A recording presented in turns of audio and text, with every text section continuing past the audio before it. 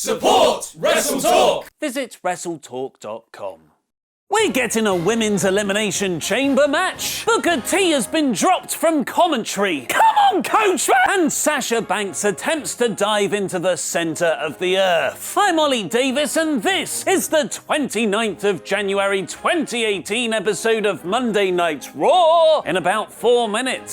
Stephanie McMahon opened Raw saying that tonight is all about the winner of the Women's Royal Rumble match, Asuka. But that's probably only because Ronda Rousey was busy. Stephanie then announced yet another WWE milestone, the first ever women's elimination chamber match for Alexa Bliss's title at next month's pay-per-view. Continuing her badass bossness from the night before, Sasha Banks then challenged Asuka for a match later tonight. The rest of Raw was neatly built around matches that actually meant something, the winners qualifying for the men's elimination chamber. The first was Braun Strowman versus Kane in a last man standing match, where Kane didn't just get a jobber entrance, he also did a jobber loss. In the latest episode of Will It Flip with Braun Strowman, the monster among men brilliantly tipped not just the announcer's desk, but the entire announcer's platform onto Kane. Coachman had only just adjusted his seat to the right height. This created a wonderfully chaotic backdrop to the show, with the announcers having to haphazardly relocate to a new ringside table, leaving the wreckage of the platform by the ramp. Kurt Angle got into a shouting match with Braun backstage, which Braun quite easily won, because he has the voice of both God and the devil. I couldn't really get into the Elias versus Matt Hardy qualifier, because I was too worried WWE were going to continue the Hardy versus Bray Wyatt feud. You know what though, it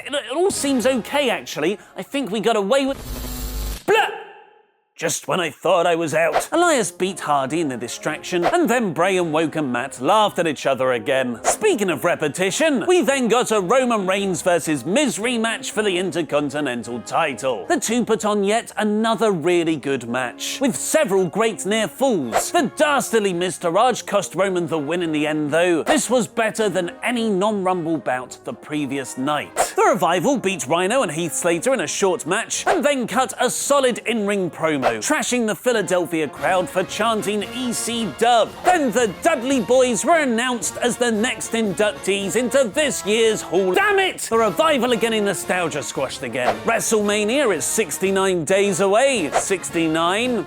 Although I never bought into Banks winning, her and Asuka had the match of the night, which, after a slow start, considerably picked up when Sasha tried to headbutt the center of the earth. But just like Coachman said, high risk, high reward. Great call, Coachman! While not quite the instant classic Michael Cole kept orgasming over on commentary, this was possibly Asuka's best main roster match so far, and Sasha's single Sinead O'Connor tear on losing was a great character moment. In a rare case of wins and losses meaning something, Titus Worldwide's back-to-back wins over the Bar in recent weeks earned them a title shot at the new tag champions. They lost here though, where Seth Rollins didn't have any interaction with either Sheamus or Cesaro. Run me the numbers, Dana! Which is, yep, it's the first time that's happened on Raw for 32 years. In lieu of Ronda Rousey actually appearing on Raw, we got a video package recapping her debut the previous night, letting us all relive that time she awkwardly pointed to the WrestleMania sign. Actually kind of hope that's her finisher. Knock out her opponents with a theatrical finger, which is something you should never ask for at drama school. In the night's Elimination Chamber qualifying main event, John Cena took on an over Finn Balor with serious momentum, his club faction in tow, and the Rumble's Iron Man performance from the previous night. And he lost. Balor lost to Cena, a man who in no way needed this win. As soon as Elias won earlier in the night, I figured Cena would be winning here to continue their feud, but that doesn't make it any less disappointing. And the match was a bizarre encounter, with Cena genuinely seeming rattled by the Philadelphia crowd, something he apparently admitted to in his Dark Segments promo after Raw went off air. It'd be okay if his distraction played into him losing, but it didn't, telling us that even a half-focused Cena can still beat Balor. So that was this week's Raw in about 4 minutes. Vote in the poll above my head to give your rating, where you can choose from in, awe, core, average, poor,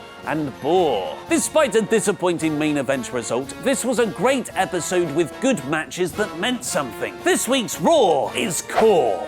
Have Ronda Rousey's WrestleMania plans been revealed? Click the screen now for more great wrestling videos.